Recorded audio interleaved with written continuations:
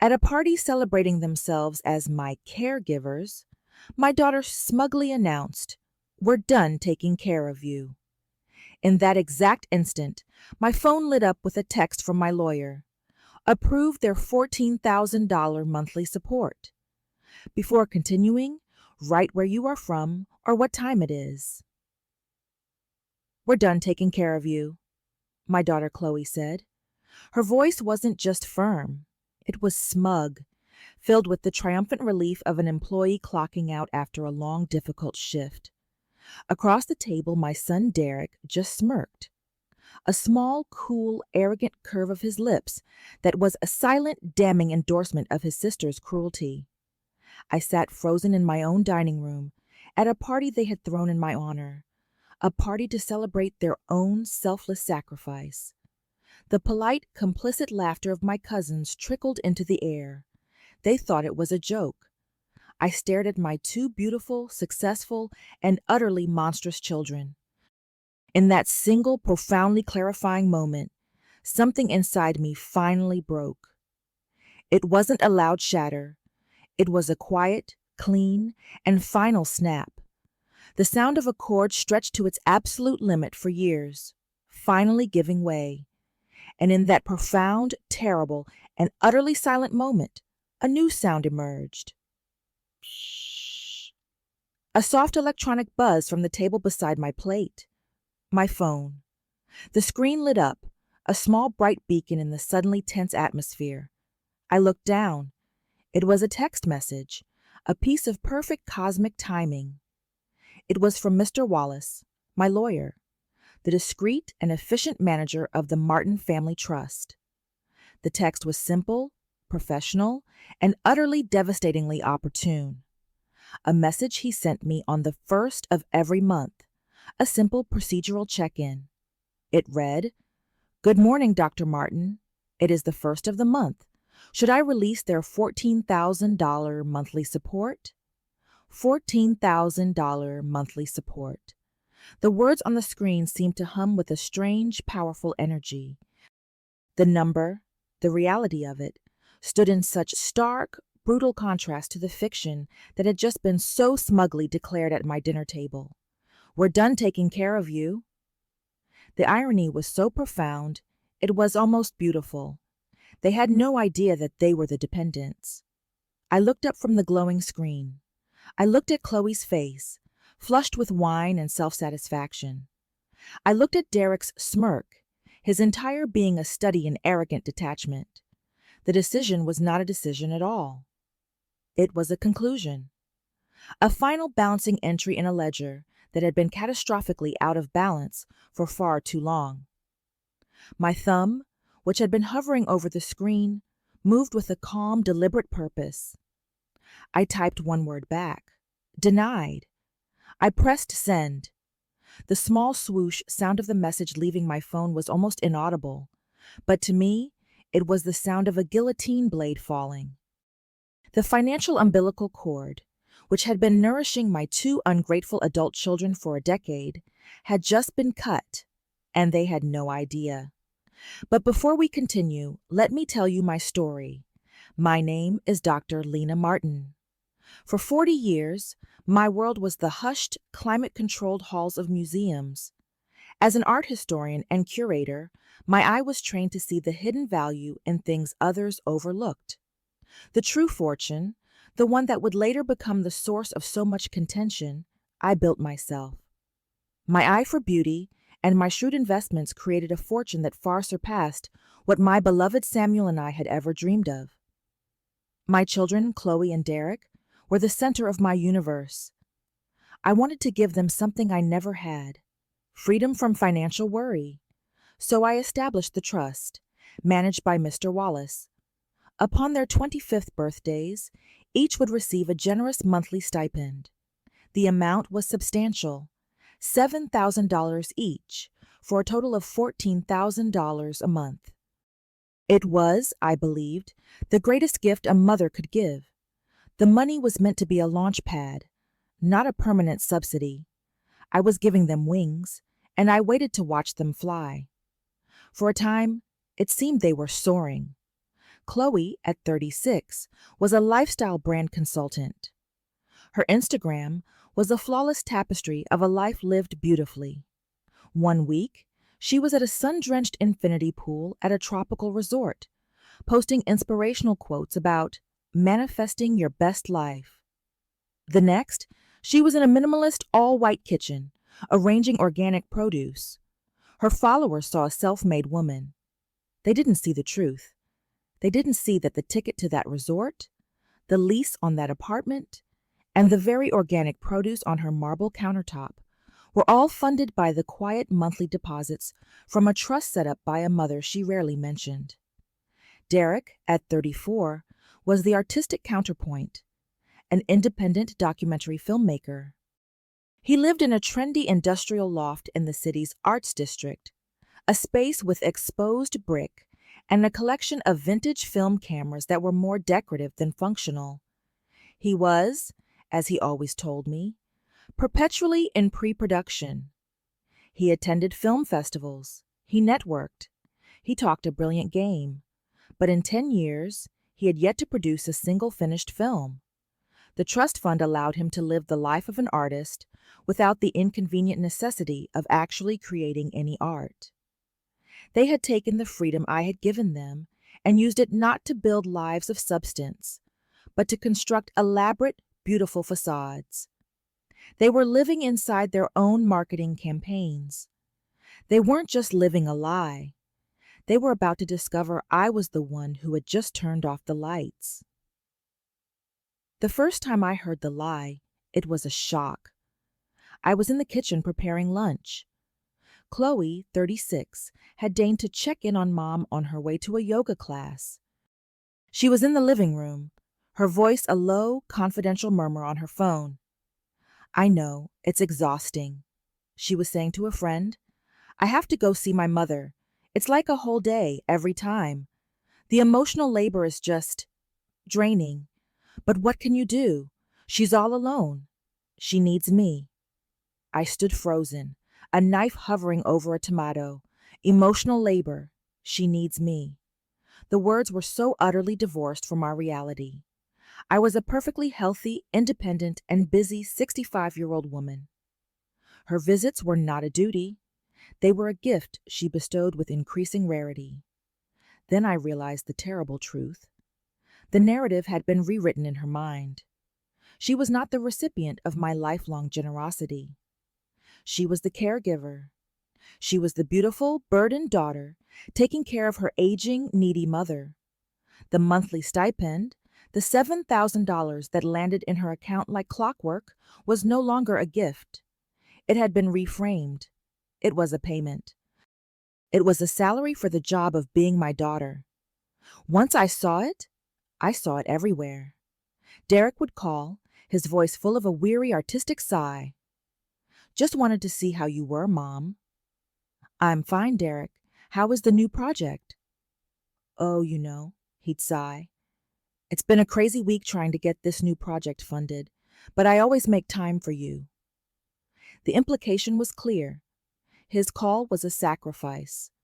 They had together constructed a false narrative, a story that allowed them to live off my money, without the uncomfortable acknowledgement of their own dependence. They had cast me in the role of the frail, lonely matriarch, and themselves as the selfless, devoted children. A week later, I decided to test this new reality. My car battery was dead in the driveway. A simple fix. I called Chloe. "Hi, dear. I have a small favor to ask." "Mom, I'm literally walking into a meeting."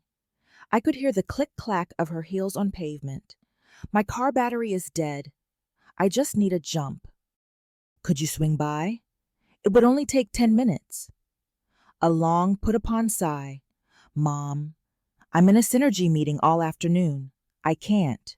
Just call roadside assistance. That's what they're for." Click. She wasn't a caregiver. She wasn't even a daughter. She was a brand manager, and needy mother wasn't part of her brand. It was a fiction, a poorly constructed forgery of a life, but it was a fiction they had come to believe with all their hearts. and it was a fiction that was about to be put to the ultimate test. The knee replacement was a choice, not a crisis. The arthritis in my left knee, a souvenir from a long ago skiing accident, had finally become a constant, grinding pain. I was tired of saying no to long walks, to gardening. I wanted my freedom back. I scheduled the surgery for the fall. The procedure itself was routine, but the recovery, my doctor explained, would be a challenge. For the first 2 to 3 weeks, Lena, you will be largely immobile, he said, his face kind but firm. Dependent on crutches, you will need help. This, I thought, would be the chance. A real tangible way for them to show the love they so often spoke of in the abstract. This was not a vague checking in. This was a genuine need. I called them together, a conference call that had to be scheduled a week in advance. I explained the situation simply. The surgery is on the 15th. I'll be in the hospital for 2 nights, and then I'll be home. The doctor says I will need round-the-clock assistance for at least the first 2 weeks. I won't be able to cook, to drive, to do much of anything for myself. I paused, then made my request. I was hoping, I said, my voice full of a hope I didn't realize was so fragile, that the 2 of you could take turns. Maybe you could stay with me, 1 week each, just to help me get through the worst of it. The silence on the other end of the line was long and heavy. I could almost hear the frantic, resentful calculations happening in their heads. Chloe spoke first, her voice a long, theatrical sigh. "Oh, Mom. Of course we will," she said. "It's just, the timing is terrible." "Oh?" I asked. "I have the launch of the new fall campaign. It's my busiest season, but—" Another sigh. "For you. We'll make it work." Her reluctance was a palpable thing, a bitter pill she was being forced to swallow. Derek was no better. "Yeah, Mom, of course," he said, his voice full of a weary artistic resignation. "Is it a bad time for you two, Derek?" "I'm right in the middle of a major grant application," he said. "The deadline is a nightmare, but family comes first. I guess the film will just have to wait." They had agreed, but their agreement was not a gift. It was a sacrifice, a burden, a monumental disruption to their important lives, which I, their mother, was so thoughtlessly imposing upon them. They were not children agreeing to care for their mother. They were employees, being assigned an unpleasant and deeply inconvenient new project. The performance of their caregiving was about to begin, and I had a front row seat. The 2 weeks following my surgery were among the longest and most demoralizing of my life. My children's help was a masterclass in passive aggression, a performance of caregiving so hollow and resentful, it was almost worse than no help at all. Chloe took the first week. She arrived at my house not with a pot of homemade soup, but with 3 suitcases, her laptop, and a palpable air of martyrdom. "Mom, the Wi-Fi here is ancient," she announced, tapping her acrylic nails on her phone. "How am I supposed to manage my team?" My comfortable guest room was immediately transformed into her satellite office and personal spa. The house, which should have been a quiet sanctuary for my recovery, was filled with the sounds of her loud, important-sounding conference calls. No, she'd shout into her laptop. "The synergy is off. We need more aspirational touch points." Her idea of caring for me was to order expensive, exotic meals from food delivery apps, which she would then charge to the credit card I had given her for household emergencies. One afternoon, I called out from the sofa, "Chloe, dear, could you possibly get me a cup of tea?" A long, put-upon sigh from the guest room. "In a minute, Mom. I'm just in the middle of a synergy meeting." The tea, when it finally arrived 20 minutes later, was lukewarm. She complained constantly. The silence of the suburbs was unsettling. My television didn't have the right streaming services. She spent most of her time shut in the guest room, emerging only to take glamorous selfies in my garden. Her captions were a testament to her self-sacrifice. Taking a moment for self-care during a difficult family week. So important to find the light. And family first. June caregiver life. Derek's week was no better. He was not as overtly resentful as Chloe, but his neglect was just as profound. He saw his time at my house as an artist's retreat. He would sleep until noon. I'd hear him finally shuffle into the kitchen. "Morning, Mom," he'd mumble, heading for the toast. "Good afternoon, dear. Could you help me with my physical therapy exercises? The doctor said I need to—" "Oh, hey, Mom. I'm right in the middle of a creative breakthrough," he'd say, not looking up from his laptop, which was already open on the kitchen table. "Can it wait?" It always had to wait. My pain, my needs, my slow, difficult recovery, they were all just inconvenient interruptions to his creative process. He lived on toast and the expensive exotic leftovers Chloe had ordered. He did not cook. Not once. I, a woman who had just undergone major surgery, found myself hobbling to the refrigerator on my crutches to find myself a yogurty, while my son, my healthy 34-year-old son, was in the next room, breaking through. Through it all, I said nothing. I was in pain. I was vulnerable. I was dependent. I endured their sighs, their eye rolls, their barely concealed impatience. I listened to them on the phone with their friends, complaining about the nightmare of being stuck in the suburbs taking care of Mom. I was a prisoner in my own home, a patient in the care of the two most resentful, self-absorbed nurses in the world. The price of their care was my dignity. The bill was impossibly high, and I was about to find out they expected a bonus. After 2 excruciating weeks, I was finally, blessedly, beginning to heal. I could move around the house on my own with a cane, my knee a dull ache rather than a sharp, searing pain. The period of my forced dependence was coming to an end. And with it, I thought, my children's resentful occupation of my home. I was wrong. Chloe, it turned out, had one final performance in mind. She announced it one afternoon, her voice full of a bright, false generosity that immediately set my teeth on edge. "Mom," she said, "now that you're feeling better, I think we should have a little celebration. A family appreciation dinner this Saturday. Just to, celebrate your recovery." It sounded lovely on the surface, but I knew my daughter. This was not about me. "I'll invite Auntie Denise and a few of the cousins," she continued, her mind already racing, "and I thought it would be a nice chance to thank Derek and me in front of the family for all our help over the past few weeks." She paused, looking at me for approval. "It's been a lot, and I think it's important to acknowledge that." There it was, the true purpose of the event. It was not a celebration of my recovery. It was a public relations event, a self-congratulatory ceremony designed to showcase what wonderful, devoted, self-sacrificing children they were.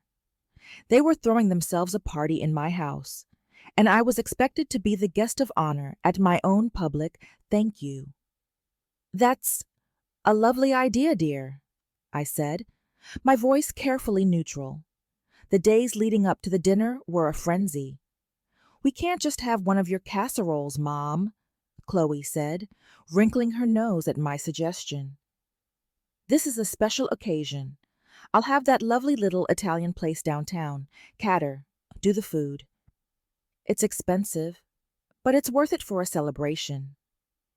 I knew without asking that the we who would be paying for this expensive catering was, in fact, me. I simply nodded. She rearranged the living room, critiqued my choice of tablecloth, and spent an hour on the phone with the caterer discussing wine pairings. She was an event planner, executing a brand-building opportunity. The stage was being set for her final, grand performance. A performance in which she and her brother were the heroes, the selfless caregivers, and I was the grateful, tearful recipient of their noble sacrifice. The next day, I made a quiet call of my own. Mr. Wallace, Lena Martin calling, just updating my files for the new year. Dr. Martin, always a pleasure. What can I do for you? A simple question, really, regarding the Martin Family Trust. I am still the sole trustee, correct? With full discretionary power over all distributions? I could hear Mr. Wallace shuffle some papers. Absolutely, Dr. Martin. It is an ironclad revocable trust. You established it, you funded it, and you alone hold all the keys. Nothing happens without your express written approval. Why do you ask? Just tidying up loose ends, Mr. Wallace. Thank you for your time. I hung up. Chloe had written the script. She had designed the set. She had cast all the parts. And I, in my weary, pained silence, had agreed to play mine. The night of the family appreciation dinner arrived, and my house was once again transformed into a stage. The dining room table was covered in a crisp white linen cloth and set with gleaming rented silverware. The scent of an expensive catered osobuco wafted from the kitchen. My sister, Denise, and a handful of cousins arrived, their arms full of flowers and bottles of wine. They came to me first, their faces full of genuine love and concern. "Marty, you look wonderful," Denise said, squeezing my hand. "How's the knee feeling? We were so worried about you." "Much better. Thank you, Denise. I'm so glad you—" My words were cut off by the arrival of the evening stars. Chloe and Derek made their entrance. They were not children coming to a family dinner. They were the hosts. Chloe was in a chic black dress, her smile bright and performative. Derek was in his uniform of artistic seriousness, a black turtleneck, and a look of thoughtful detachment. They immediately took control of the narrative. "Thank you all for coming," Chloe said, her voice ringing with a false, welcoming warmth. "It's so wonderful to finally celebrate Mom's recovery. It's been a difficult few weeks for all of us, but we're just so happy to see her back on her feet." She and Derek then proceeded to work the room, accepting the praise and admiration of our relatives with a practiced, humble grace.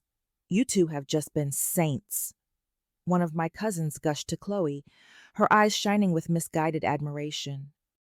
"Your mother is so lucky to have such wonderful, devoted children." "Oh, it was nothing," Chloe replied with a self-deprecating wave of her hand. "Family does what you have to do. We were just happy we could be there for her." I watched as Derek was cornered by another cousin. He adopted a look of noble, artistic sacrifice. "The film had to wait, of course," he said with a weary sigh, loud enough for me to hear. "But my mother's health, that's the real masterpiece, you know."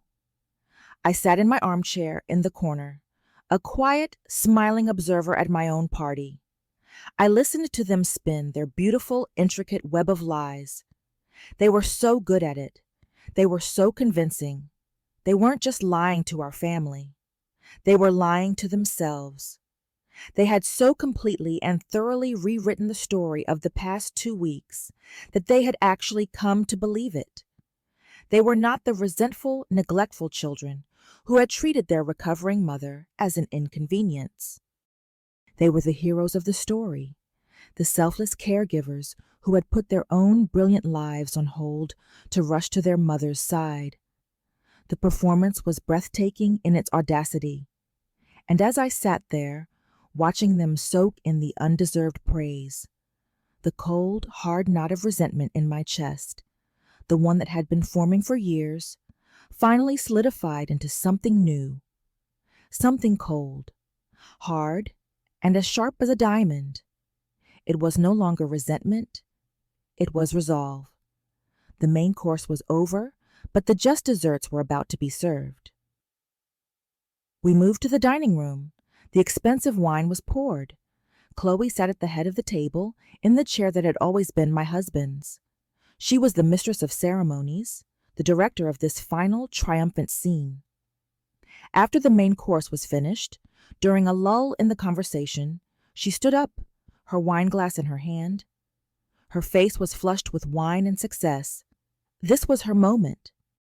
"I just want to say a few words," she began, her voice full of a warm, practiced sincerity. She spoke beautifully about family, about the importance of being there for each other in times of need. She spoke of the scare we had all had with my surgery. "It really puts things in perspective," she said, her eyes shining with a false, sentimental light. "It reminds you of what's truly important." Then she turned her attention to the true purpose of her speech. "And I just want to say, on behalf of myself and Derek, how proud I am of us for stepping up these past few weeks," she said. "It wasn't easy. Our lives, our careers, they had to be put on hold. But we did it. We were there for our mother when she needed us." She raised her glass, a broad, self-satisfied smile on her face. She looked down the table, directly at me. This final line was not for the guests. It was for me. A declaration. "And now that Mom is better," she announced, her voice a bright, triumphant pronouncement, "we're done taking care of you." She said it with a laugh, a light, witty, dismissive sound, as if she were a long-suffering employee, finally declaring her freedom from a difficult, demanding boss. The punchline was me. My son Derek, sitting across the table, did not laugh. He just smirked. A silent and utterly damning endorsement. The insult was not just in the words. It was in the smug, self-congratulatory tone. It was in the complete and utter erasure of my own role in their lives, the lifetime of care I had given them, the very financial foundation upon which their important lives were built. I was not a mother to be loved and respected. I was a job to be finished. The insult hung in the air, followed by the sound of polite, complicit laughter. My cousins, caught up in the narrative, chuckled. They saw it as she intended, a witty joke. They did not see the breathtaking cruelty beneath it. My sister Denise did. Her face, which had been simmering all evening, went terrifyingly still. She stared at her niece with a look of such pure, unadulterated contempt that I thought she might strike her. But the loudest sound in the room was the silence. My silence. In that single, terrible moment, something inside me finally broke. A quiet, clean, final snap. The chord of a mother's unconditional love. And then, "Zzz." My phone buzzed on the table. I looked down. A text from Mr. Wallace. "Good morning, Dr. Martin. It is the 1st of the month. Should I release their $14,000 monthly support?" I looked up, at Chloe's impatient, condescending curiosity, at Derek's arrogant smirk. The power to restore the balance was, quite literally, in the palm of my hand. My thumb moved. I typed one word, denied. I pressed send. The sound of a guillotine blade falling. The financial umbilical cord was cut. I placed my phone face down on the table. I looked at my children, completely oblivious to the financial cataclysm that had just been unleashed upon their lives. I felt a strange and wonderful lightness. I had just turned the engine of their lives off, and they were still trying to step on the gas. A profound sense of peace settled over me. The battle was already over. All that was left was to exit the field with my dignity intact.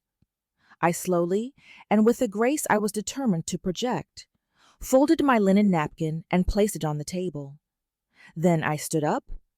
My movement, so quiet and deliberate, silenced the awkward chatter. All eyes were on me. "Mom, what are you doing?" Chloe asked, her voice sharp with irritation. "Sit down. You're making a scene." "No, dear," I said. My voice was calm, and for the first time that night, completely free of tension. "You are quite right. This dinner is about you, and I would not want to spoil your moment." I looked down the table, my gaze sweeping over the confused faces of my relatives, and then finally settling on my children. You are absolutely right, Chloe, I said, my voice as cool and clear as a winter morning. You have been so burdened for so long, and you are right to be done. I paused, letting the words hang in the air. You are done, in every sense of the word. The double meaning was completely lost on them. Without another word, I turned and walked out of my own dining room. My steps were unhurried, my posture erect. I was not just leaving a dinner party. I was leaving a role I had played for far too long.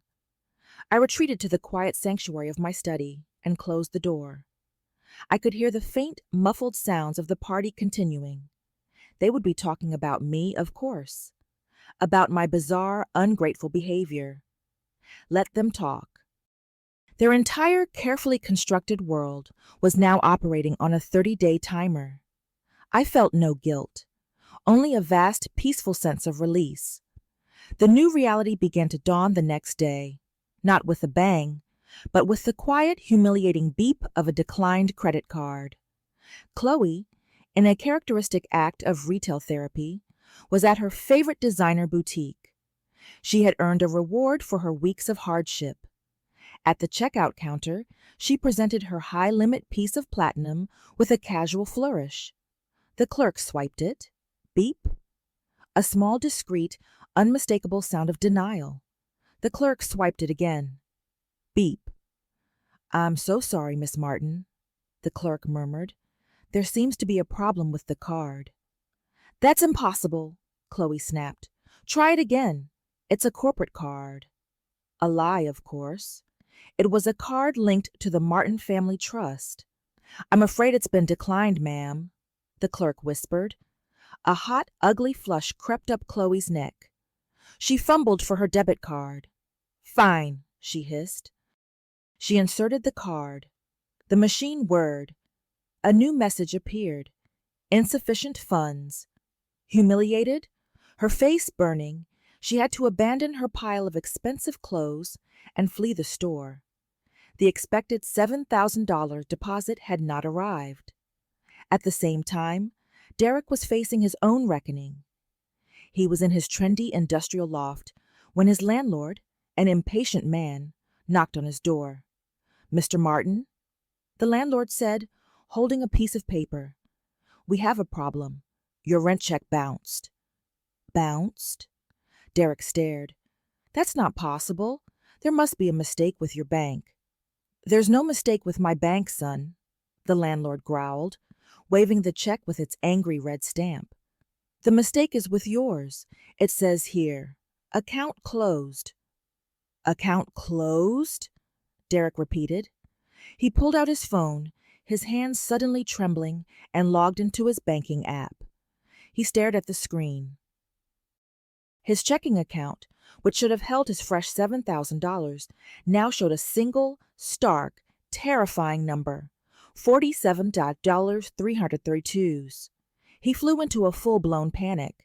He called Chloe, his voice a high, frantic squeal. Chloe, the money's not there. Did you get the money? No, she shrieked back, her own voice a mirror of his hysteria. My cards were just declined. The account is empty. What the hell is going on? They were two trapeze artists who had just looked down to discover their safety net had been completely and silently removed. Together, they pieced it together. The dinner, their mother's strange, cold silence, her cryptic departure, and the timing, the first of the month. She did this, Chloe whispered, her voice a mixture of awe and pure, undiluted terror. The old woman actually did this. They were trapeze artists who just discovered the net was gone, and my phone was finally starting to ring. The call came in the early afternoon. I was in my garden, my sanctuary, enjoying a cup of tea in the crisp autumn sun. It was the first truly peaceful moment I had felt in years. My phone, which I had placed on the table beside me, began to ring. It was Chloe. I let it ring 3 times, a small, quiet assertion of my newfound power. Then I answered. Hello, Chloe, I said, my voice as calm and serene as the garden around me.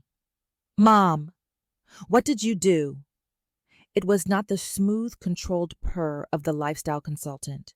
It was a high, panicked screech, the sound of pure, undiluted, and deeply entitled terror. "The money isn't there!" she shrieked. "The trust deposit didn't come. I called Mr. Wallace and he said you canceled it. He said you closed the account. You can't do that." I took a slow, deliberate sip of my tea before I answered. "Yes, I can, dear," I said, my voice still perfectly calm. "I am the sole trustee. It's my money. I can do whatever I like with it." But, our lives depend on that money," she shrieked. And in that single, desperate, and beautifully honest sentence, she had finally, for the first time in a decade, admitted the truth. Her entire beautiful, curated life was a lie, a performance funded by me. I have bills to pay, Derek's rent check bounced, my cards are declined. How are we supposed to live? Her panic was a symphony to my ears, not because I am a cruel woman, but because it was the sound of a long overdue reality finally and violently crashing down upon her. "I'm not sure, Chloe," I said, my voice full of a cool clinical detachment, "but I am sure it is no longer my problem to solve." "But you can't just cut us off," she sobbed, her fury now dissolving into a desperate, pleading whimper. "We're your children." "Yes, you are," I said, and for the first time, a note of the deep, profound hurt I had been suppressing crept into my voice. "And I am your mother. A mother who, if I recall correctly from last night's dinner, you are now done taking care of." The silence on the other end of the line was profound. She had no answer to that. I had taken her own smug, cruel words and turned them into the very bars of her new financial prison. "Chloe," I said, my voice now softening, not with pity, but with a final maternal clarity. "You were very clear last night. You and Derek are done with the burden of taking care of me. And so, I am done with the burden of taking care of you. The financial arrangement, the one you had come to see as a job, is concluded. You are, in effect, fired." "Fired?" she whispered, the word a small choked sound of disbelief. "Yes," I said, "and as with any termination, there is a severance. Mr. Wallace has been instructed to make one final smaller deposit into your new separate accounts. It is enough to cover your expenses for 1 month. After that, you are on your own. I was not cutting them off to destroy them. I was cutting them off to perhaps save them. I was giving them one last final gift, the gift of reality. You are both healthy, educated, and talented adults," I continued, my voice now full of a final, liberating peace. "You have been living a wonderful life, a life you have so successfully promoted to the world. I have every confidence that you will figure out how to fund it on your own." Before she could protest further, before she could unleash another torrent of tears or threats, I said the final words, "I love you, my daughter, and I truly, truly wish you the best of luck." And then I hung up. I immediately silenced my phone, the angry buzzing of her repeated calls and texts a distant, meaningless annoyance. I placed it face down on the table. I took a sip of my tea. It was still warm. I looked out at my garden, at the beautiful, orderly world I had created with my own 2 hands. A world of quiet, of peace, of solvency. I had lost the idealized image of the loving, grateful children I had always wanted, but in exchange, I had regained something far more precious. I had regained myself. The trust was closed. The account was settled. And I was at long last, finally free.